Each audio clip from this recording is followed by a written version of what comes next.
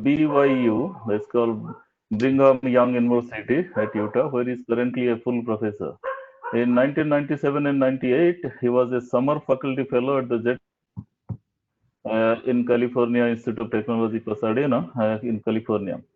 2006 and 2007, he was a visiting research fellow at the Air Force Research Lab in the Munitions Directorate in Eglin Air Force Base in Florida. His primary research focus is autonomous control of small air vehicles and multiple vehicle coordination and control. He is a past associate editor of IEEE Transactions and Automatic Control, and the IEEE Control System magazine, and the Journal of Intelligent and Robotic Systems. He is fellow of IEEE and an associate fellow of AIAA. Of course, he doesn't need too much of introduction. Many of us in this audience probably know him well. And he himself has visited Bangalore before for one of our AECOS conference. I remember that. Right. So we keep meeting at various venues, but many of you probably know him as well. And I am very sure this talk is going to be extremely interesting, and both from mathematics point of view, theory point of view, practical applications point of view, it is full of rich of knowledge. I'm sure all of us will certainly enjoy it. And he has already given the link to the slides, and I have put that link in the chat window. Those of you are interested in taking the copy of the slide, you can go to the chat window, click the link, and directly you'll get it back. You can probably save it yourself in the local system and use it later as well. So without too much of wasting his time, let me give that podium to Dr. Weir now. Well, yeah, thank you. Thank you for that nice introduction. It's really it's an honor to be able to give this this lecture. Yeah, I wish I was in India, but anyways, we're lucky, you know, to be able to when we have the COVID-19 to be able to interact through technology, and it's kind of a unique situation we've had in history. So it's, I don't know, I guess it's kind of cool to be able to be here in Utah and give a presentation to you know, fellow colleagues in India. So anyways, it's an honor. Thank you for more than 70 participants now. 70 participants. So some of them are still joining. So it's all right. You can go. Okay. Awesome. All right. Well, my talk is vision-based tracking with small UAVs, and all right, let me see if okay. So my slides were kind of doing funny things. Does it say motivation at the top? Yeah. Okay, so the motivation here is there's lots of different applications where we want to do vision-based tracking and following. Things like wildlife monitoring, forest fire monitoring, search and rescue type applications, also law enforcement type of applications where there's objects on the ground that we're trying to follow. You know, so when I talk about tracking and following, by tracking, I mean in the video, we actually have tracks on the targets on the ground, and then following, we want to actually maneuver and steer the UAV to be able to follow at least one of those tracks. Okay, so this is the architecture that that I'm going to be talking about today. This is, I'm calling it this tracking and following architecture. So at least I don't know, the way we've architected the software that we're currently using. So you've got your multi-rotor vehicle. It has a camera on board. It may or may not be gimbaled. I'm not going to talk anything about gimbals, but then you have that camera array. First thing you do is KLT feature tracking, and I'll talk a little bit more about that. We're just using the OpenCV good features to track, and then LK optic flow. We take those features, we run it through a homography. We also at the same time estimate the essential matrix. I'll talk a little bit about these processes. And then we use those two, the homography and the essential matrix, to segment out what is moving and what is not moving in the image. We then use that in addition to the homography to propagate all of the, maybe not all of the past measurements, but past measurements within a window of time into the current camera frame, as well as tracks. So we have this multiple target tracker that's producing tracks, and by track I mean position, velocity, acceleration, plus the covariance associated with those quantities. We take that, we propagate that all into the current camera frame, and then we use that data to do the multiple target tracking. And then the multiple target tracking actually produces multiple tracks in the video. And at that point, we have to select, okay, which track is it that we're going to actually follow? And I'll talk a little bit about how we do that. And then there's a feedback control algorithm. How do we take video data? We don't necessarily know the range to the targets on the ground. So how do we take bearing measurements to the targets to actually follow them with the UAV? And it's the target follower will command a velocity and heading, and then at the low level we have a velocity controller on top of the vehicle. So I'm going to talk in somewhat in detail about all of the yellow pieces, and then I'll mention briefly kind of what's happening inside of these other pieces, but I've got multiple slides to kind of do a deep dive on each of those pieces. Okay, so let me first of all talk about kind of the high level video tracker. And we call this, at the high level, we call this our visual MTT, visual multiple target tracking.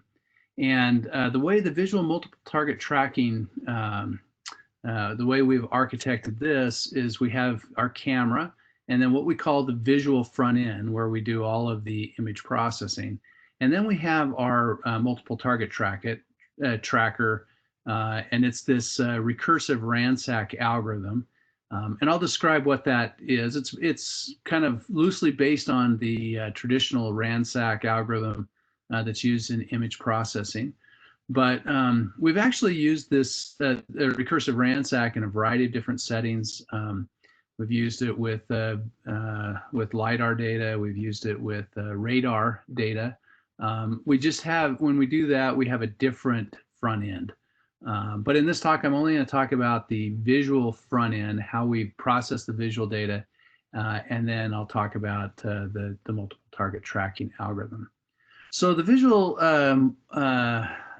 multiple target tracking, at the very beginning, we have to essentially distinguish, moving versus non-moving objects.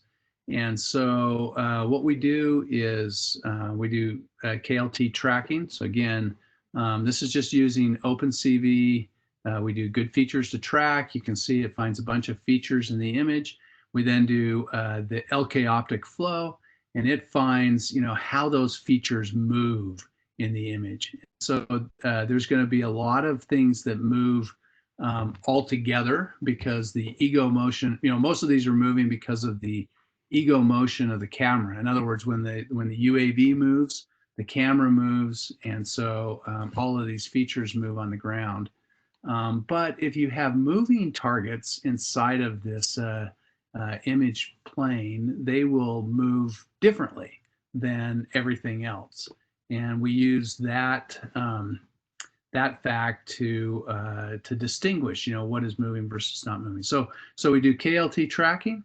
We then find what is called the homography matrix. So I'm not going to talk a whole lot about this, but the homography matrix, essentially, it takes an image frame, runs it through a 3x3 matrix, and produces how that image frame transforms from frame 1 into frame 2. And so any pixels inside of here would transform into pixels inside of this box based on this homography matrix. And this it can be found simply by finding 4 different matching features between the frame, and then you can set up basically an algebra problem. And the way the algorithm works, so there's in OpenCV, there's actually a a command that's find homography, and it will, you pass in matching features and it will give you a homography. And what it does is it actually is using a RANSAC algorithm. So it'll randomly select, let's say 4 points, find a homography candidate, and then it'll see how many of the other points actually match. And so it will give you an outlier, then it'll say, well, there's a number of points that are outliers. And we use those outliers to find the moving features. So for example, if you have, you have all of these points that are moving, you then find a homography from one frame to the next, and you say, what are the points that homography doesn't predict adequately? And it will give you basically your things that are moving in the image plane. So that's at first level, that's how we detect kind of at the first pass things that might be moving in the image. So we have, again, just to kind of recap that and a preview of some slides to come, we've got, we do a KLT tracker, we find the homography, and essentially create a homography mask. The homography says, okay, what in this image is not explained? We find all of the outliers, and those are labeled then as moving features. And then we take those moving features, we pass that into our tracking algorithm. And in the end, the tracking algorithm will produce, these labeled tracks with a covariance associated with them. So that's the front end of, or the visual front end. And I'll talk a little bit more about this visual front end, some of the recent things that we've done here, and then talk about the RANSAC algorithm later. Okay, so this visual front end, the way the homography works, so the homography matrix assumes either the scene that you're looking at is planar, or the motion of the vehicle is purely rotational. There's no translational motion. So if the scene is in fact planar, or if the UAV is just rotating in place and not translating, which is actually this video is, we just have a camera on a tripod that we are moving, and so it's this isn't actually UAV video. But you can see that you've got trees and things like that aren't planar, and we can still do tracking fairly well in this three-dimensional scene, even though we're violating the planar assumption, and that's because the UAV is moving or at least the camera is moving in mostly a rotational way. But what happens if you're, again, in a scene where you've got lots of really close three-dimensional objects, but the camera is itself both rotating and translating? In that case, what happens is you get, so this is showing features that are showing up as moving over down here in this bottom right. And you'll see that we're getting lots of features in the trees. And so we pick up, in the trees, we actually start assigning tracks. And so 3D motion or I guess translational and rotational motion in close 3D scenes produces all of these extra tracks. And so one of the things that we've been working on over the last year or so is how do we handle this particular case? How do we still identify moving objects when we're in close 3D flight? Okay, so basically what I've described so far is we have this KLT tracker, we estimate the homography, and then we use that homography to find moving versus non-moving. And so, but I've shown that there's issues with that. And so I'm going to talk now for the next several slides about how do we actually, on top of this homography, so once we've found things that are not explained by the homography matrix, how do we filter in addition to that things that you know, are close by and are moving because of parallax, but aren't necessarily moving in the scene. And that has to do with the this estimating the essential matrix. So what is the essential matrix? I guess I'll just give a brief derivation here.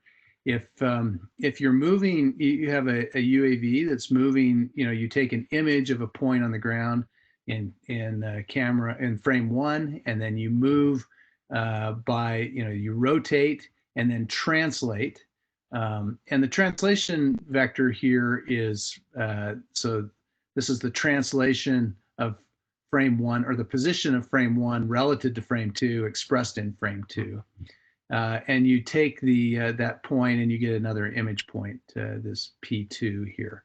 Okay, so the geometry, you know, this position P2 is going to be equal to this vector, which is P1, rotated from one, you know, the first frame to the second frame, and then plus this translation vector. And then if you multiply both sides by the cross of the translation, of course, the cross product of vector with itself is 0. So this term will go away. You'll get something like this. And, you know, this vector here on the left, T cross P, is going to be perpendicular to both T and P. And so if you transpose, you know, you multiply by the transpose of P2, this term goes away, and you basically get, you know, this position, and this is a 3D position right now, a 3D position times the cross of the translation times the rotation and the 3D position in frame 1, and that'll be 0. This is called epipolar constraint. And it's basically just another way of thinking about this is it says that these 3 points have to lie on a triangle. So if you cross any 2 sides and then dot it with the perpendicular, or you cross any 2 sides and then dot it with the third side, you should get 0. So that's the epipolar constraint. And then what we can do, this is 3D positions, and so the typical thing in computer vision is to then divide by the distance, the length here, to get pixel coordinates. And so dividing by the since it's 0 on both sides, we can divide by the length of each one, and we get the pixel coordinates. And then, oh, actually, this is there should be a T cross in here. So this should be E. Sorry, there's a typo in my slides. So this would be the epipolar constraint, and the vector and the matrix inside here will be E. So I'm missing this this vector. So this E is called the essential matrix. Okay, and let's see. Yeah, if you know, okay, I'm going to skip this for a second. So again, this essential matrix, once we have the essential matrix, this forms what we call epipolar geometry. And there's all sorts of interesting things that you can pull out of this essential matrix. So if you have, again, a feature, you look at the 2 positions. If you know and this is used in, for example, stereo imaging. So if you know the image point of this feature, then you know that this feature in the second image frame has to, so for example, this is the left and right image in a stereo pair, you know that the feature has to lie upon what's called the epipolar line. And the epipolar line can be found simply by multiplying, if you take the position and homogeneous coordinates and multiply by the essential matrix, it gives you a line in the second image frame. You can basically just search along that line. So this is what's done in stereo vision to do feature matching. And it's the same thing if this is simply a rotation and translation due to motion. Okay, so in other words, features in the environment will lie along epipolar lines.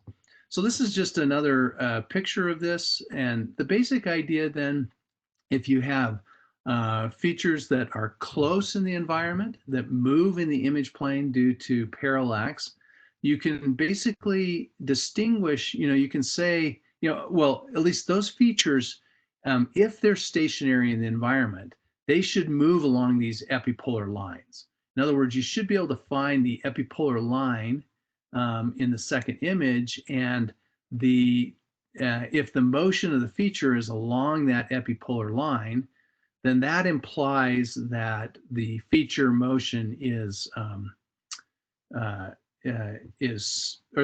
feature is stationary in the object or in the environment. You know, unless the particular motion in the environment is such that it, you know, it also moves along epipolar line. And so we also say if it's moving in the wrong direction along the epipolar line, we can also flag that as a moving object. All right, so let me just talk a little bit. Okay, so finding this essential matrix is important for distinguishing, you know, which of the features in the environment are moving and which of them are stationary. And then that is used to do tracking. So I'm going to talk a little bit about a method, you know, how do you go about finding this essential matrix? So in, again, in OpenCV, there's a couple of functions that you can call. There's an 8-point algorithm. It's basically the essential matrix function call. And then there's parameters that you can set there. And you can either use an 8-point algorithm. And what we mean by an 8-point algorithm is you have to find 8 matching features in the environment. And then once you find these 8 matching features, that you can estimate a homography, and with 8 it's basically a linear mapping, and then you do this with like a RANSAC type of process where you say, okay, what fits that that model, and then you do this randomly a whole bunch of different times. And so when you do an 8-point algorithm, you have to randomly select 8 points, and the number of random options that you have to do in the RANSAC algorithm is dependent on, it's like, you know, it's dependent on 8. And so, and it grows exponentially, you know, the relationship is actually exponential. So the more matching, the more this 8-point or 5-point algorithm, the higher this number, essentially the computational complexity is exponential in that number. So you want this number to be small. So we have an 8-point algorithm. There's also in OpenCV something called a 5-point algorithm using, it was proposed by Nister. And essentially you have 5 matching features, and then you form this 10th order polynomial, and each of the roots gives you a possible essential matrix. So you have to go through and find ways of, you know, narrowing that down to 1. And so there's basically some computation that happens there. And then once you find the essential matrix, if you want the relative pose or the rotation and translation, for our, you know, the application I'm talking about here, we may not, but if you're doing scene reconstruction or visual odometry or something like that, what you really want is the relative pose. And so I'm actually going to describe another algorithm that we have recently come up with for getting this relative pose, rotation and translation. Both of these then in OpenCV are, you know, they're either an 8 or 5-point algorithm. They use RANSAC or maybe least medium squares to reject outliers. And this process requires a lot of different iterations of these algorithms and can be computationally time intensive. Okay, so yeah, it's time consuming to do an 8 or 5-point RANSAC algorithm. And we have if it's a handheld camera, you don't have an IMU per se, but if you're flying this with a UAV, you've got an IMU that you could use to assist you in this process. But it's not necessarily, you know, using these 8-point, 5-point algorithms, there's no real, it's not obvious how to use the IMU. Okay, so here's a new approach that we just recently published, and I have a citation later. I can get a paper if anyone is interested, but here's what we do. And it's basically a 1-point algorithm, and which is a big deal in terms of computation. So you've got your camera, it's mounted on the UAV, you do your KLT feature tracking, So we're also, doing the homography, doing something else there. So now we want to do, how do we find the rotation and translation, which directly give us the essential matrix. So what you do is you randomly select one point. Okay, so there's one matching feature, and then we do a Levenberg-Marquardt optimization step. We score that step. In other words, we have a cost function. We try to reduce the cost function. We look at whether it reduces it for all of the features. If it does, we go ahead and we keep around the best score over all possible feature matches. And then we do this a number of different times. And since it's a 1-point algorithm, you could actually run through all of your feature, if you have 100 matching features or whatever, it's possible to maybe even just run through all of them. So it's basically a one step, and you're doing iteration. Now this will work. The main key here is that the way we're getting away with a 1-point algorithm is we have to initialize things correctly. So in other words, this is susceptible to, one of the advantages of like a 5-point or 8-point algorithm is it's global in the sense that you don't have local minimum. You basically search over all possible solutions, and you find the global minimum. So here what we're doing is getting away with a 1-point algorithm by correct initialization. And the advantage is that we have all these things to help us. Like, for example, we're only moving a little bit between each time step with the UAV. And so we know essentially where we start. We know essentially so the rotation translation should be small. If we have IMU, then we can actually use the IMU to help seed this algorithm. And that's what I'm showing here.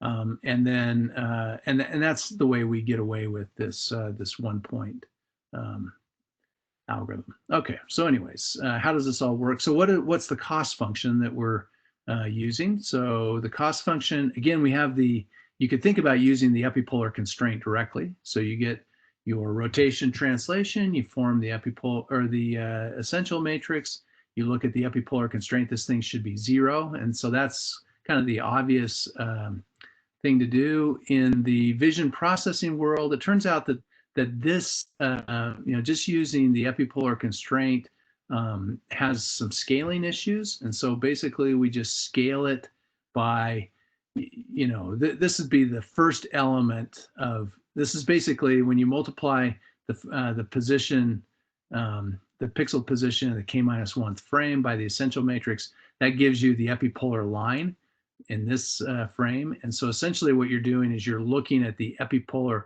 the distance of the second feature from the epipolar line, and the distance of and then you do the distance of the first feature from the epipolar line.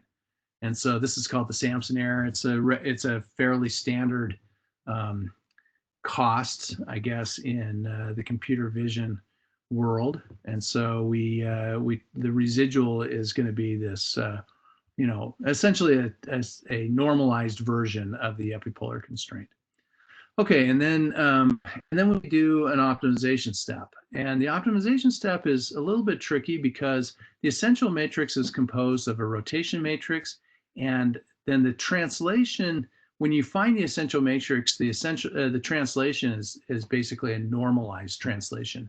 So it goes back to the scaling issue with, in computer vision, you can only really see or distinguish things up to a scale factor. And it basically comes from the fact that, if you're flying with a UAV, you can't distinguish between flying fast and high and slow and low. The motion of the features in the image plane essentially look the same. And that shows up in the essential matrix in terms of only knowing the translation basically as a unit vector.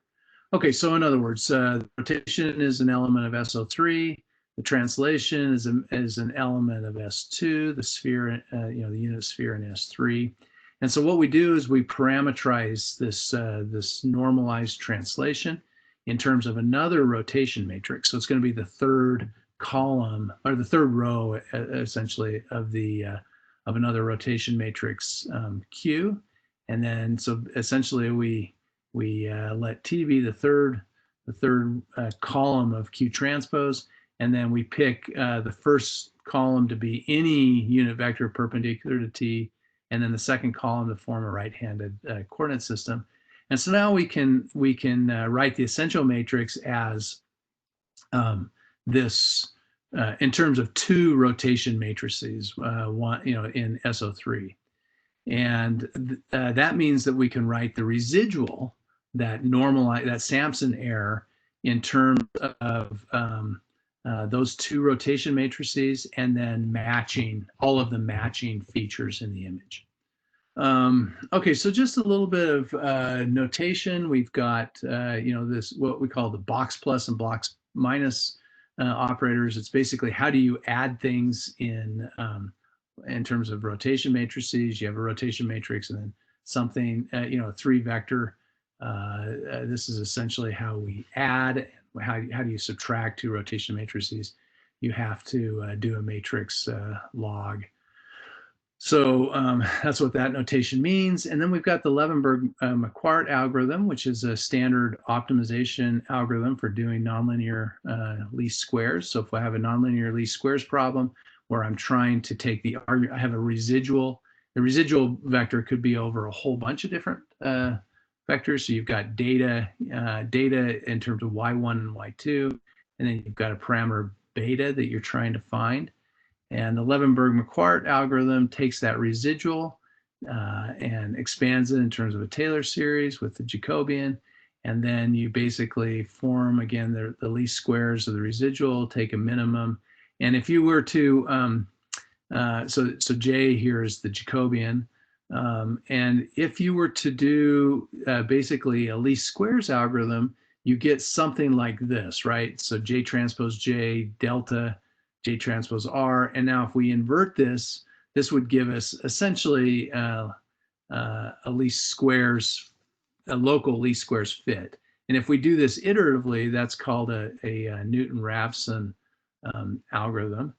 If instead of doing that, we just, our parameter update, we just do a steepest descent, J transpose, and solve for delta in this way. That would be, your gradient descent algorithm.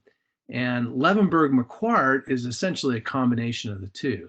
We're going to do something, like that. We find our step delta to be the inverse of this matrix times J transpose R. So it's like, you've got Newton-Raphson, and Newton-Raphson is essentially, because with gradient descent, you might have these cost functions where you've got really slow directions and fast directions.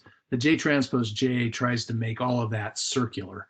And so you have, equal steps in any direction. And then you've got gradient descent. Of course, Newton-Raphson can have or Gauss-Newton, I guess, can have scaling issues, when this becomes close to losing rank.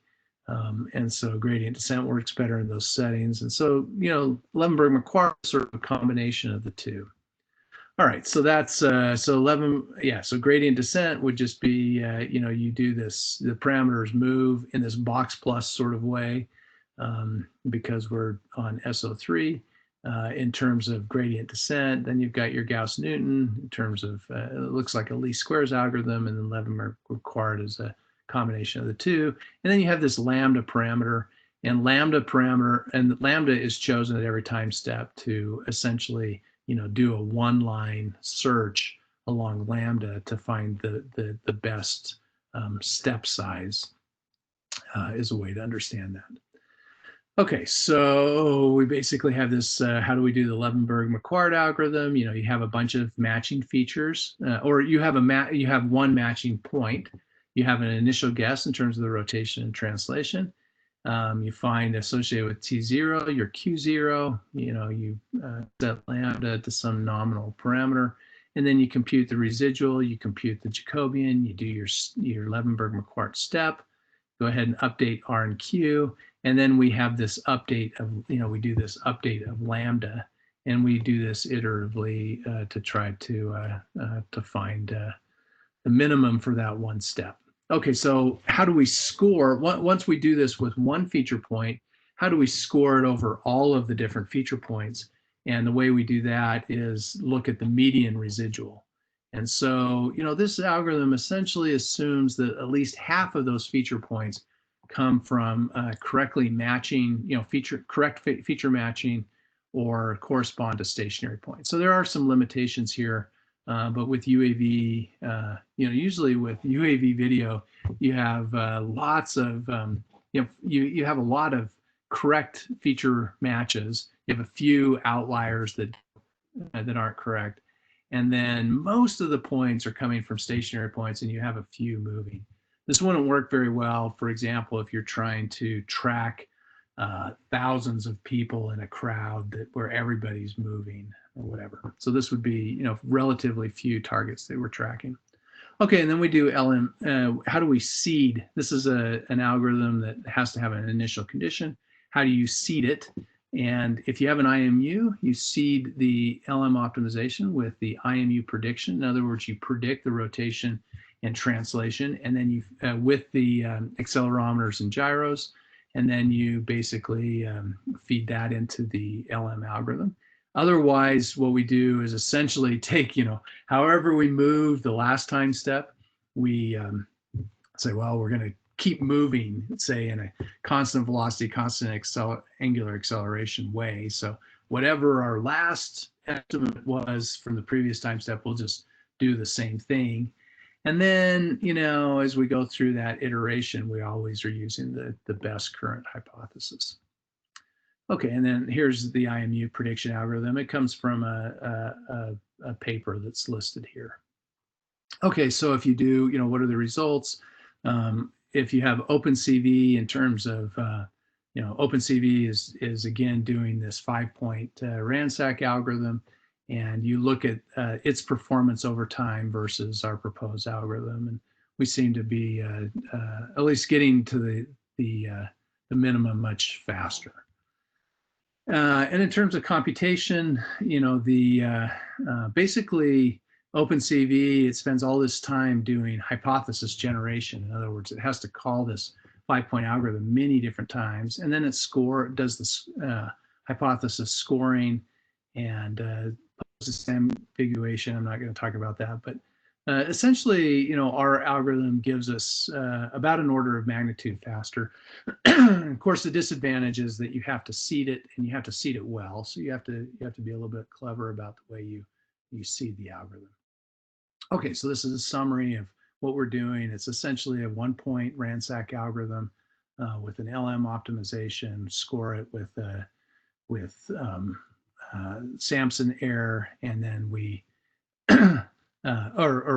we score the Sampson error and then do a median score, and then keep the best hypothesis.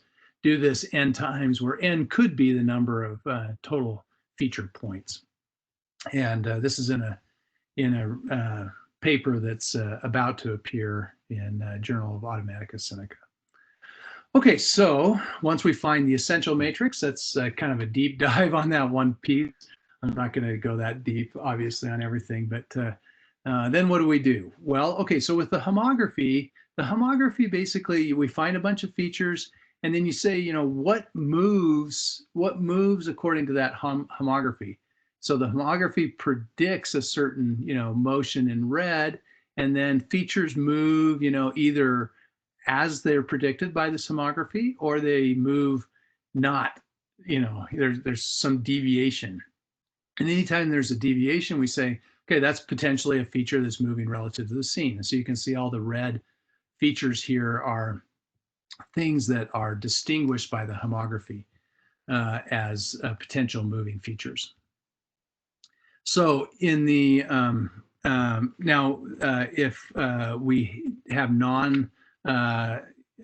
so in other words, there's translational motion, or if it's non-planar scenes, then you can have things like the trees here that that aren't explained by the homography.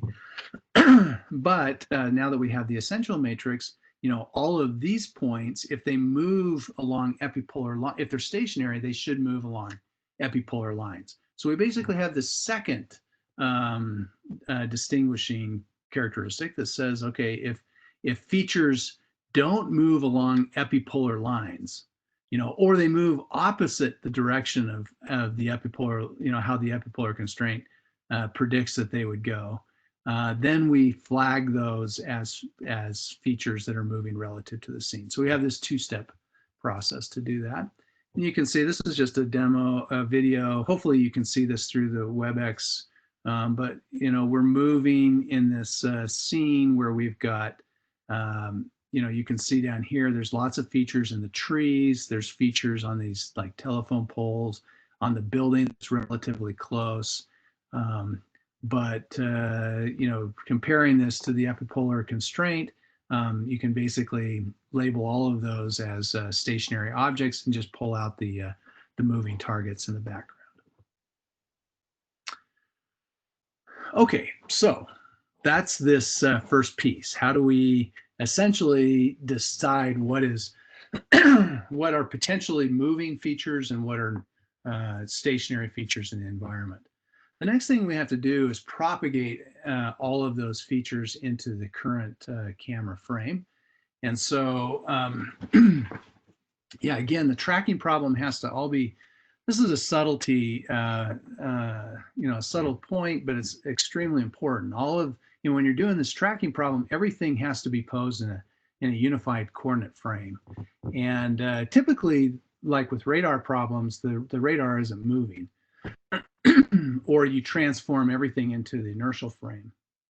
But with UAV tracking, you know, we really don't care about the inertial frame. If we have GPS, we could transform things to the inertial frame. But in a tracking problem, we really care about the relative frame between the UAV and the thing that you're tracking. And so we don't need an inertial frame. And so what we do basically is we transform all of the past feature match, all of the past moving objects and the tracks into the current camera frame. So doing that is a little bit tricky. We have this homography, you know, the homography that tells you how you move from one frame to the other.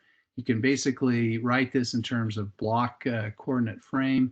Your position, if you think of this now as a pixel position, a 2D pixel position in the B frame, it's going to be related to the pixel in the one frame through the homography. So you basically multiply by the homography, but in homogeneous coordinates, you have a 1 in the bottom, and you have a scaling factor, and then the scaling factor has to give you a 1 in the bottom of the second. And so if you know, say, what is that constraint in terms of the scaling factor, you basically get this nonlinear constraint. And this is the transformation from 2D pixels to 2D pixels, 2D pixels in the A frame to 2D pixels in the G frame. And so velocity will transform according to the Jacobian now of this transformation, which is given here. And then covariances will also transform according to the Jacobian. Okay, so I'm not going to really say too much about that, but you have to do this correctly. We're always propagating features from past frames, features and tracks from past frames into the current frame. And then once we do that, we can do this Recursive-RANSAC algorithm. So I'm going to just give a brief overview of how that works. So Recursive-RANSAC, this is a new algorithm developed by BYU a number of years ago. I don't know, we're still working on it. We have students that are working on different aspects of trying to make this thing better, but we've been doing it for maybe 5 or 6 years. And it has a very fast data association mechanism, has really good track continuity. So how does it work? Okay, so let me just go back and describe, I've mentioned this RANSAC algorithm.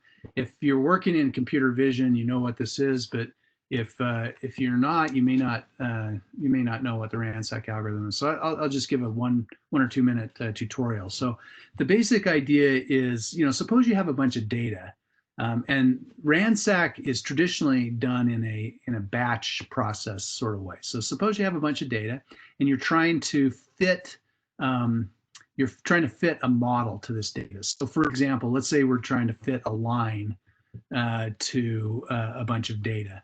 And that data might have an outlier out here. So the way, if you did just least squares on this data, you would get some, something that's off because this outlier really affects the least squares solution. So the way RANSAC works is you basically generate a model hypothesis with a minimum subset of data. So for line, finding a line, you have to get two pieces of data, and two data will form a line that we call that a model hypothesis. And then what you do is you score that hypothesis. So maybe in the line fitting case, you would look at the distance from that line. You would find how many points lie in that. And so in this case, the score would be 3. And then you randomly select another 2 points. And in this case, you might select the outlier. And so when you score that one, there's only 2 points. And then you randomly select another 2 and do a model hypothesis, find a score. And you just do this a number of different times. That's the random sample. You randomly sample minimum subsets. And then once you find and you do this a certain number of times, and you can compute the number of times you have to do it, given, for example, the probability of outliers and the probability of finding that you want for the probability of finding a model. You do this a number of times, you find a model, then you can do least squares and find your model. Now what happens, so that's the standard RANSAC algorithm. So what is Recursive-RANSAC? This is the new piece, I guess, that we bring to the table. So let's suppose that you're receiving measurements sequentially, one at a time. So you receive a new measurement, because RANSAC is always done in a batch process, kind of like least squares. And so our initial question is, how do we make it like a recursive least squares, a recursive RANSAC? That's where the name came from. So what happens when we receive a new measurement? Okay, so what you could do is given existing data, you could do a RANSAC type of process and come up with a model that, but when you do RANSAC, you always include the new data, right? And so given that new piece of data and data that's, stored, so this takes kind of a startup window, you can find a model. And the model is found through this RANSAC algorithm. And the model might consist of estimated parameters, a covariance, and then the consensus set, all the data that fits that model. And then you receive a new piece of data. And if that data fits your existing model, you just update all of the parameters like you would with recursive least squares. But what happens if you get a measurement now that it does not fit the model? So it's an outlier. Now you don't know if all of this data is bad and these two pieces of data are actually the only good data. And so rather than just throwing it out, what we do is we do a RANSAC process where we keep this data and we form another model. We start creating this bank of models. And then if you get another measurement that's an outlier, you just add another model. So you have this bank of models. And after a while, you might get a lot of data that starts being consistent with this fourth model. And so you might say, these particular models have a lot of support. These don't have a lot of support. And so we prune those. So that's the basic idea. So how do we do it for tracking? Again, you've got a bunch of data and you have a current measurement. We basically randomly go back in time, pick out these moving features backwards in time that we've all now moved into the current camera frame. We then fit a trajectory based on a linear time invariant model, like for example, a constant velocity model, a constant acceleration model, et cetera. And then we repeat that in a RANSAC sort of way. So we find a number of different models that are consistent with the current data. And then we establish this bank of track hypotheses. And the track hypotheses is going to be, instead of like, a line in the previous case, it's a trajectory. And then once we, and then we score each of those, and we give, if the inlier ratio, meaning essentially, if the score is high, then we're going to label that as a good track. And when the score is low, we may keep it in our bank of model, but we basically keep this bank of models and we keep that number constant. And so we're always kind of adding, deleting bad tracks from that bank. Okay, now if you receive a new measurement, so we received a new measurement, we basically propagate all of those good tracks forward, or all of those tracks in our bank forward using a Kalman filter. And then if the new measurement has a small innovation error, we go ahead and update that track. But if it has a large innovation error, in other words, maybe from a different track, we just go ahead and repeat this RANSAC process for that new measurement and create, additional tracks. And then we, over time, prune tracks that have low support. And then if we have, when tracks cross, if you have measurements that are essentially inliers, and when we talk about inliers here, we use the Mahalanobis distance. And if we have tracks that cross where you've got data points that are essentially look like inliers to do two different tracks, we use a probabilistic data association algorithm to essentially split measurements between tracks. Okay, so that's the Recursive-RANSAC algorithm. This little video it shows essentially what's going on underneath the hood. You've got a bunch of tracks that are being generated, and so all these orange and yellow things are tracks. The orange are tracks that, the number here in orange is the inlier ratio. It's small, and so orange are basically all the tracks that are not labeled as good. But once we have a high inlier ratio, we turn the track yellow and label it as a good track and give it a track label. And so this is basically how it works. We have, I don't know, I just have a couple of videos here. We've done this in really poor visual conditions with low light. It's not perfect, but tends to work fairly well. Okay, and then we also can combine this with, at the front end, we can have feature motion. We could do things like, you could also have like YOLO, a deep neural network that is, if it's not moving, you might identify, objects that are of interest in the environment, and those could also feed into this tracking algorithm. Like, for example, this video shows something like that going on, where you've got, again, features that are being tracked. The homography sort of pulls out things that it thinks are moving. But you've also got events like this, where the wheel of the UAV come into the video. And so what we do in addition is we run everything through YOLO. And YOLO will identify, it gets the labels wrong, but it identifies sort of things of interest. And that allows us, together with motion, to do tracking. Okay, so that is the target tracking. Now here we have many tracks that are coming out, and so what are we going to actually follow? So we have track selection. Now this is part of the talk that we're still trying to figure out. We have a number of different things that we've tried, but nothing really that's great. We have, you can have the user select a track. So if you have many tracks, the user can say, yeah, that's the one I want to follow. But that gives you large user workload. Or after maybe another thing we do is if we're tracking something and then say we lose track and the track ID changes, we may select the track that is closest to the one we were just doing. Or if we're trying to keep that in the center of the image, we pick the track that pops up that's closest to the center of image.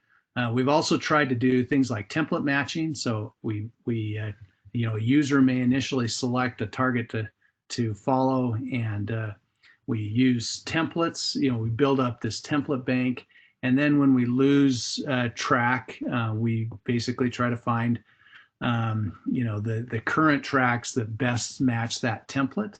And another option that we have some students now that are starting to look at is machine learning. Okay, so this is what happens. It just kind of illustrates So here, if you basically, we require feature motion. And so if the target comes and then just stays still, you're not using something like YOLO or whatever to distinguish this, or feature matching, you lose track.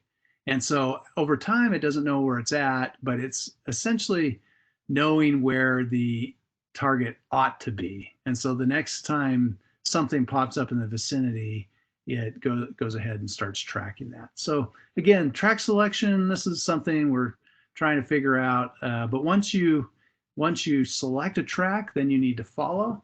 And we have this target following algorithm.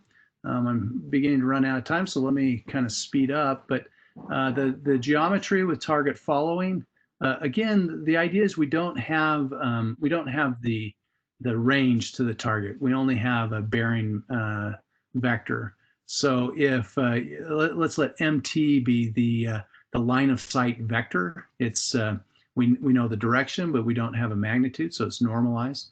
And then we might have a desired line of sight vector. And the desired line of sight vector, for example, we may want to follow at a 45-degree angle if the camera is pointed down, maybe by 45. There might be a desired line of sight vector. And what we want to do is we want to get the line of sight vector to match the desired line of sight vector. So these problems are all best posed in what's called the virtual camera frame. So this is somewhat standard in the literature. Instead of posing it in the body frame, we pose it in the unrolled, unpitched body frame, which we call the virtual camera frame or the body level frame. And the cool thing about the thing to note is that the position of the body frame is the same as the position of the virtual camera frame, and the velocity are the same because we pick the coordinate frame to have the same origin. They just have different orientation. And so the dynamics of the body frame, actually you have the heading direction. So there's also the heading it's unrolled, unpitched, but you do keep heading around. Okay, so anyways, things are posed in the virtual camera frame. And so the way we do it, this picture essentially, there's lots of words here, but this picture essentially tells you how we do the tracking. So you have your desired line of sight vector, and you have your actual line of sight vector. So the first thing we do is we take the actual line of sight vector and project it onto the plane that is perpendicular to the desired line of sight vector. So this pi n is the projection onto the plane that is perpendicular to n. So we take the actual line of sight vector, we project it onto the plane that is perpendicular. Okay, now this thing is we want our vehicle motion to be basically in a level, a constant altitude frame. Or suppose if that's what we want to do, this error vector that is formed by projecting the line of sight vector onto this plane that's perpendicular to the desired line of sight vector. Okay, it may not be parallel to the ground. So we project it onto the plane that's parallel to the ground. That would be the pi, and E3 would be 0, 0, 1. And so we do this projection, and then essentially the velocity, so you can imagine if you move along that vector, this is the projection onto that plane, onto the plane perpendicular to E3. If we move along that vector, then that's going to close the distance between these two normalized vectors. And so the velocity in the vehicle frame, or in the virtual camera frame, is the same as the velocity in the body frame. And it's just going to be proportional to that vector. So this is nonlinear, but you can find a Lyapunov function that basically the norm of the cross product of these two vectors forms a Lyapunov function that this thing you can show that this decreases that particular Lyapunov function.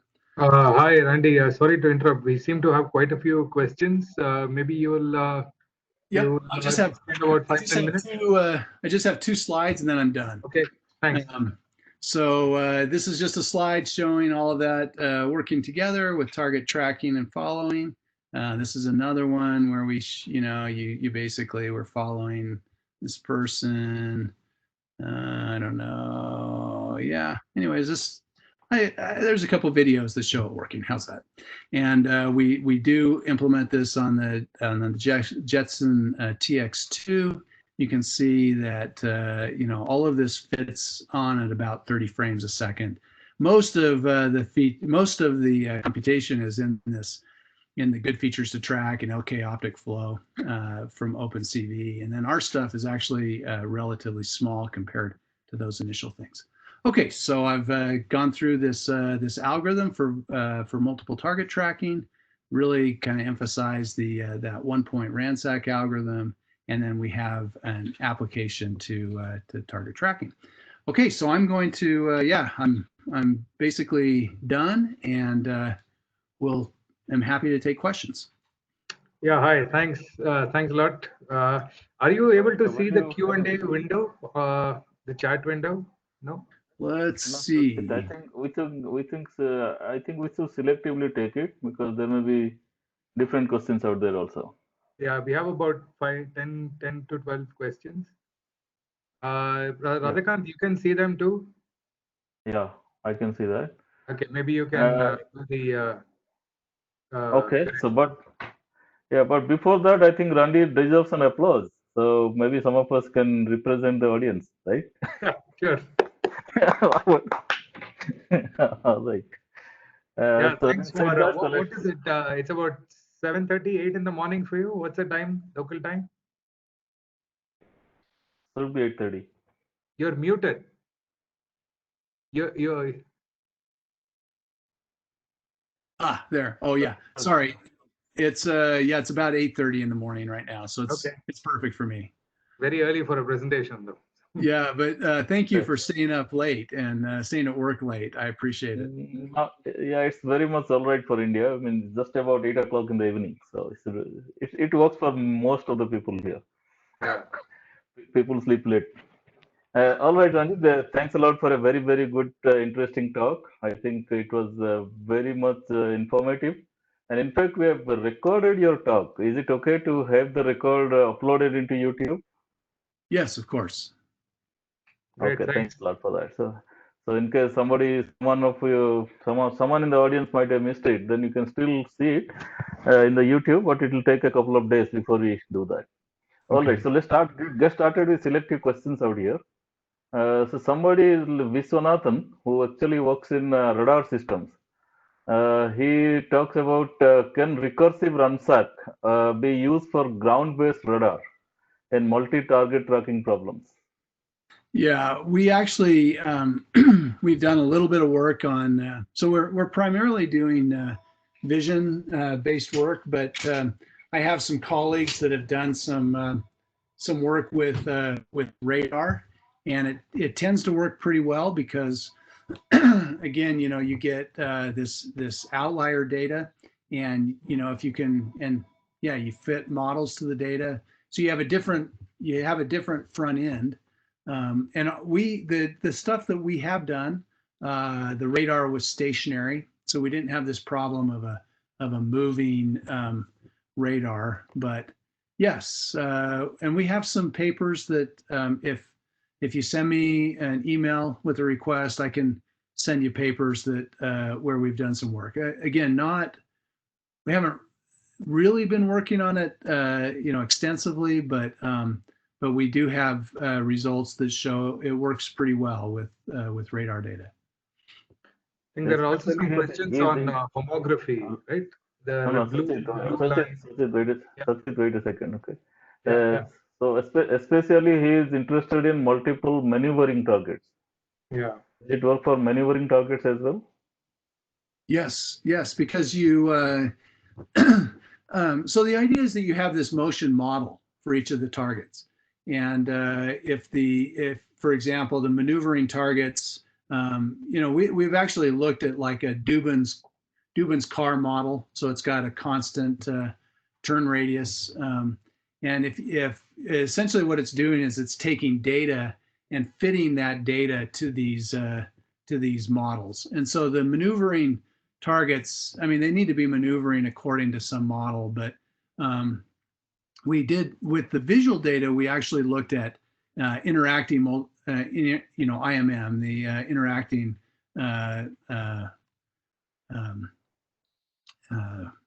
anyways, the IMM data where you have, you say, okay, it's there's 3 different models, and you basically try to fit.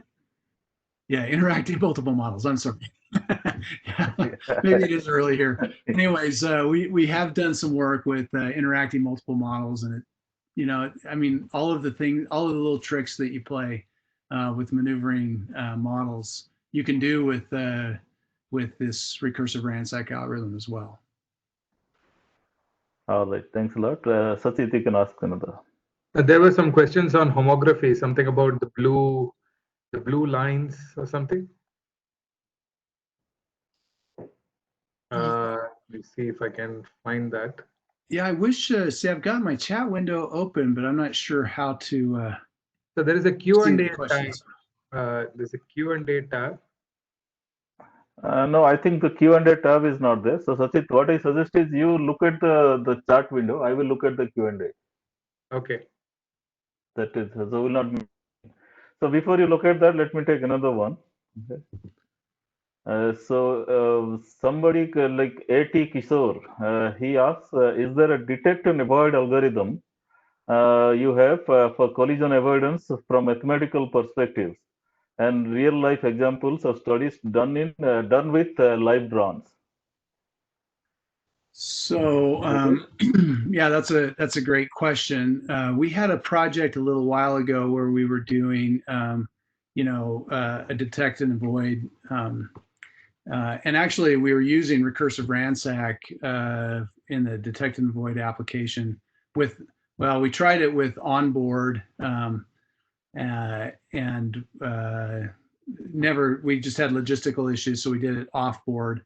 Or the radar is off board, and then we upload tracks, and then we do a collision avoidance algorithm. So yeah, I haven't talked at all about any collision avoidance, but we have actually done some work with collision avoidance. I'd be happy to share some papers later. But yeah, in the context of what I'm talking about here, we haven't done.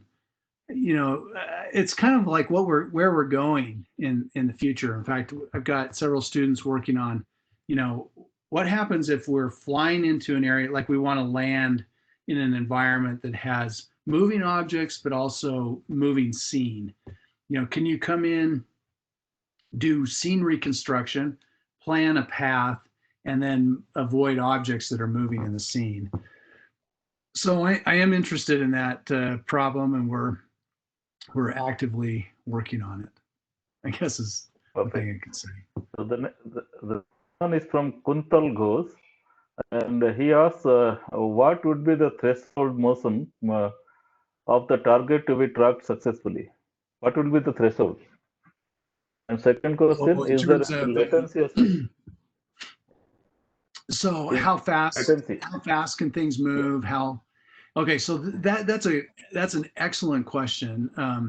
And I don't have some slides here, but we're trying to get to an answer there. It's not like we haven't been able to derive formulas or anything like that.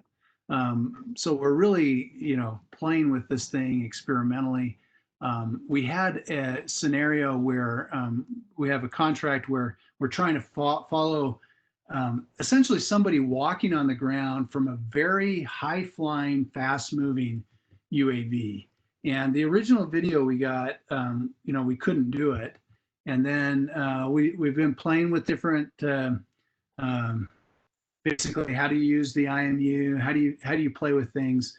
And we have some results that essentially at the beginning of the summer, where we're tracking things that have about 5 or 6 pixels that's moving roughly, like it's a human being, because it's data that we created, but it's a human walking on a road, and we're at about 400 meters. Let's see. No, we're at. Let's see. We're flying at 160 meters per second, and we're almost 2,000 feet. So what is that, about 400 meters? Anyways, 400 or 500 meters high at 160 meters per second. So very, pretty high flying, fast, and we get, I don't know, on the order of about 5 to 10 pixels on target, and we're able to track. And so that's kind of the limit of where we're at right now. Yeah, but it's a great question that I don't know that I have a good answer to. We're really trying to figure it out experimentally. All right. So another question from Suraj. He asks, any limitation on the camera resolution? Is there any resolution problem? Yeah, it kind of goes back to the same question before. If you can, before, I guess with everything that I've shown you here, kind of our standard algorithm, you need about 30 pixels on target to do a decent job of tracking. See, the key at you have to, when you do good features to track, you have to actually pull out features. Some of those features have to lie on the moving object. And so if they're too small, you just don't get features on those objects. And so one of the ideas that we've been thinking about is maybe you could do some kind of dense method if you figure out how to do that quickly. So camera resolution certainly plays a role. To be able to do that high flying case, we do have a really high resolution. That camera is 1080p, but our standard camera is a 640 by 480 golden shutter camera. All right. So next question from Wilbur, and he asks, how are you able to detect, select, and track one particular object with multiple similar looking objects?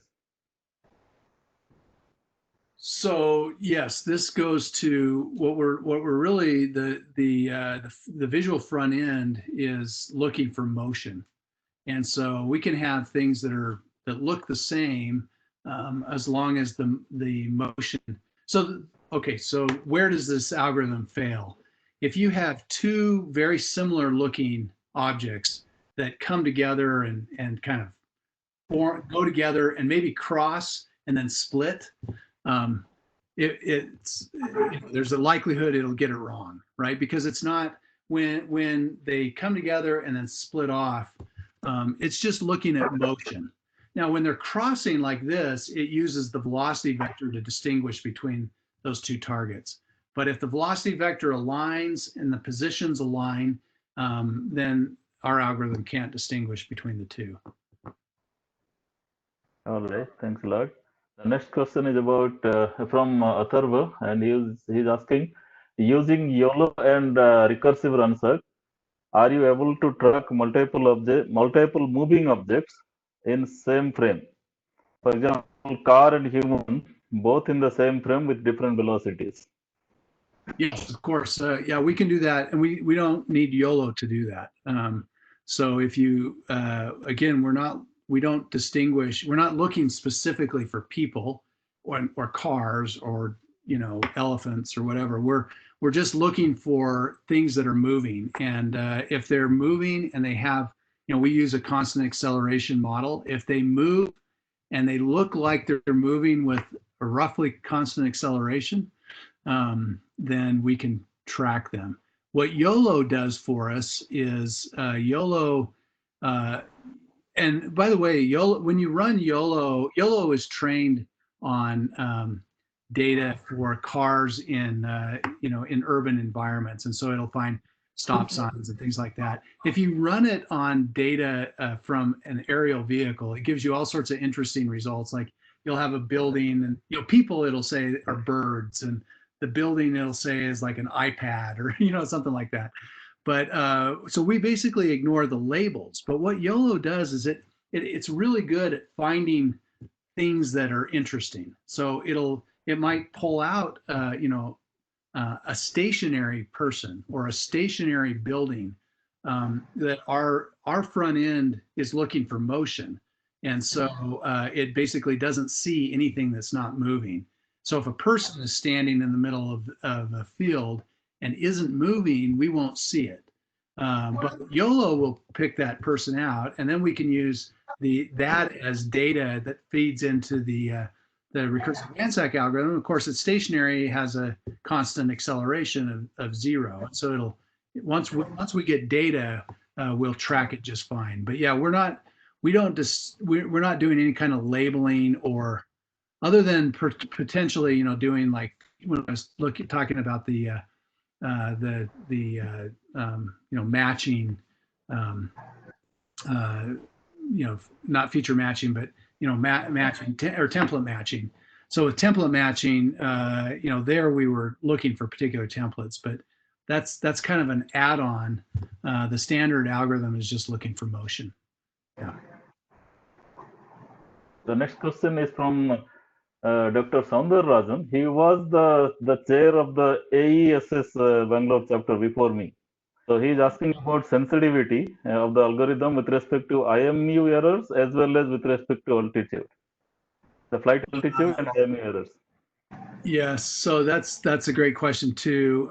And I had a student look at sensitivity issues, and the algorithm, of course, it depends on what you do with it. Like, for example, we were using this algorithm for a landing, trying to land in an environment that didn't have any objects. So we were actually doing geolocation. So if you're just tracking all of the tracking algorithms happen in the image plane.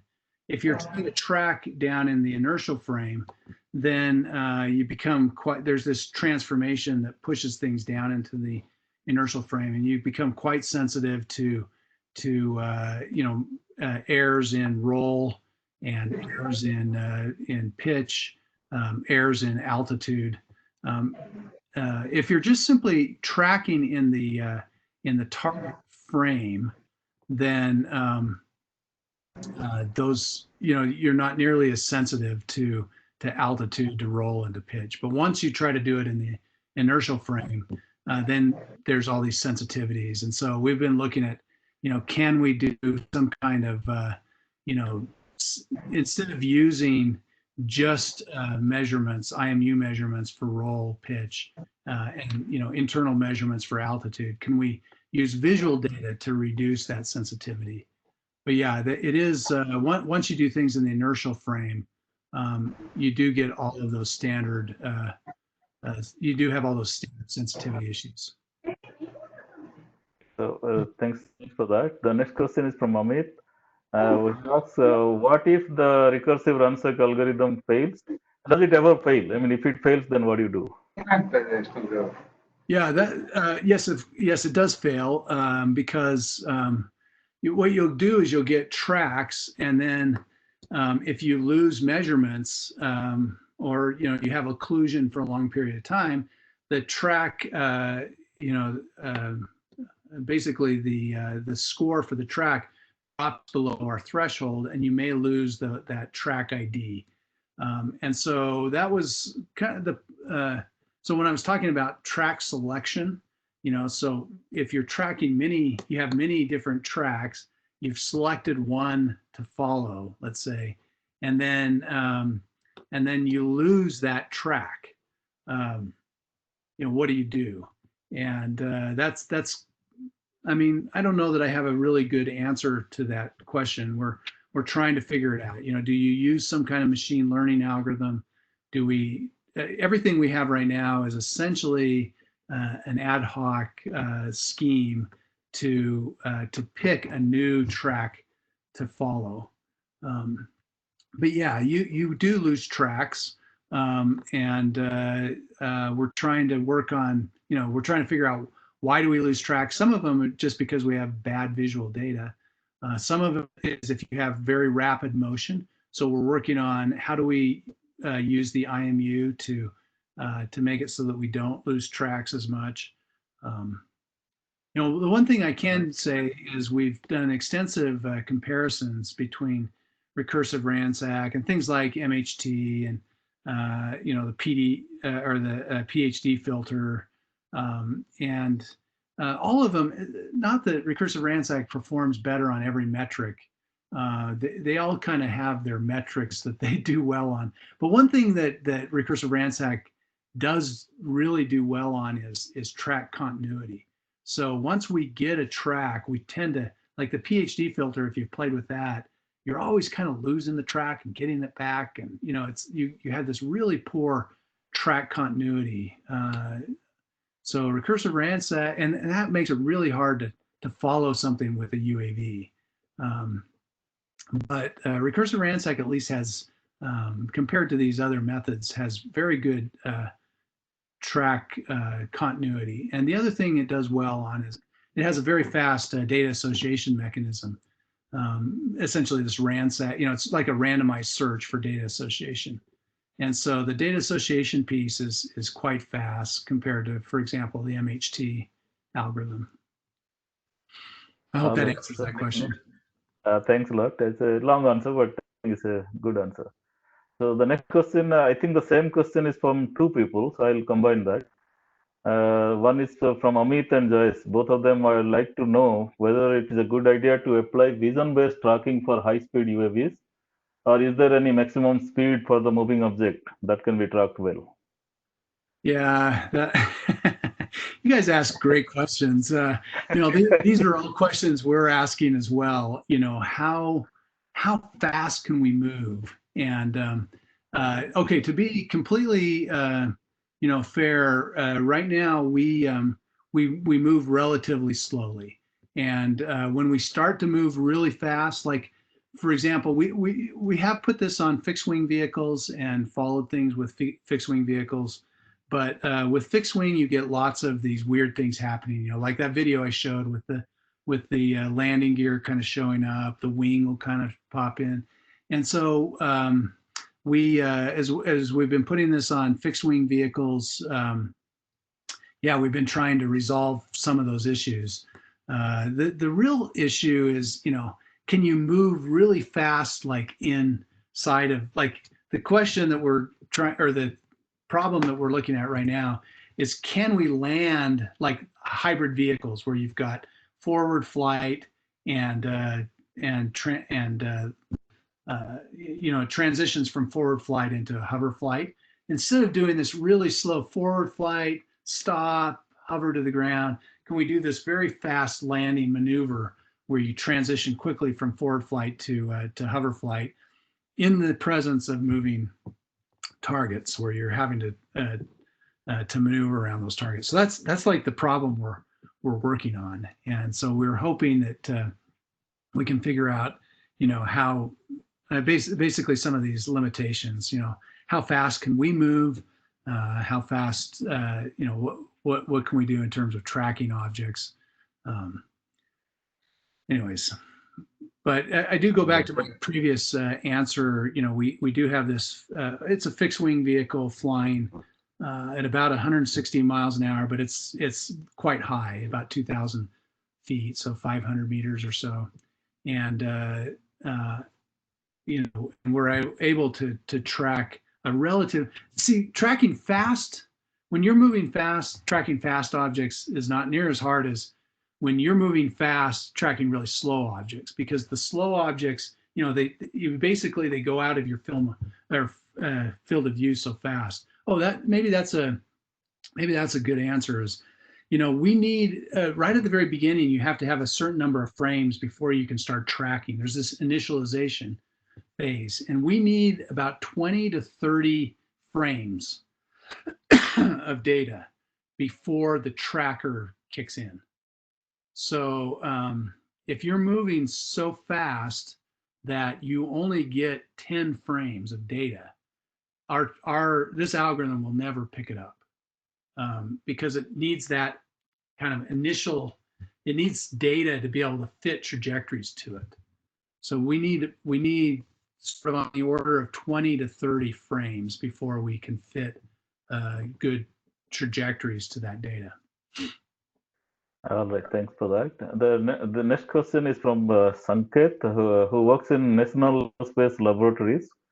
They are mostly in UAVs and then passenger vehicles, things like that. So he asks, have you tried tracking objects using IR infrared cameras? And does it? Yes. So yeah, that's a great question again. So we were working with an industrial partner. They had an IR camera, and they were trying to track objects. Actually, these were not on the ground, but in the air. So these were aerial objects, and yeah, we were able to track things fairly well with IR data. So again, it's the Recursive-RANSAC algorithm. It's really a track management system, and once you process the data, it basically does the track management, and so IR, there's obviously different. The visual front end, would be different. But even with IR data on the ground, we haven't done. I think it'd be actually a lot of fun to try to track like wildlife or something like that with IR data. We don't have that data, but everything should work roughly the same. The homography matrix will work just fine with IR data. And you should be able to pull out moving objects and then track those. So my guess is that in that scenario, things will work pretty well. But our experience, at least the data that we've been working with, was we weren't doing the front end processing, but it tended to work pretty well. Right. Randy, thanks for that. It's a very long session of question answers. Just about 2 more questions, and we are done. Sure, no problem. Okay, so sorry for that. Okay. So Kuntal again asks, did you attempt SLAM for objective tracking in outdoor conditions? No. The simultaneous localization mapping. Yeah, we haven't. There's another project that's, I guess, related, but not using any of the things I talked about today, where we're doing SLAM. We basically have a SLAM framework, and I have a colleague at BYU, Tim McLean, that's leading that, and they have some nice results. But we haven't used any of these particular algorithms for SLAM. All right. The last question is from a student from IIT Mumbai, and he's Kaustav. He asked, what would be the best approach to track objects when there is large camera ego motions like sudden pitching and rolling of UAV? Algorithms such as CSRT fail in this case. So does the Recursive-RANSAC work or whatever? Yeah, that's a great question. So that's one of the problems we're actively working on right now. So if you have rapid motion, then what fails is right at the very beginning, we're doing the KLT tracker. And so your LK optic flow with OpenCV, we're limited by how well that algorithm works to even pull out features. When you have really rapid rolling and pitching, then that optic flow algorithm fails. And so there's a recent some recent work where they're using IMUs to try to enhance the optic flow algorithm. So we're actually looking at how do we do that, because you do get these rapid motions with especially with quad rotors, and we would like, and in those cases our current algorithm loses track, and so we would like to figure out how to overcome that. So yeah, that's a great question. It's something I've got a student that's working on it, right now. So hopefully we can figure out how to do something there. All right, Randy. It was very, very interesting talk and a very long question answer session. We are done with it finally.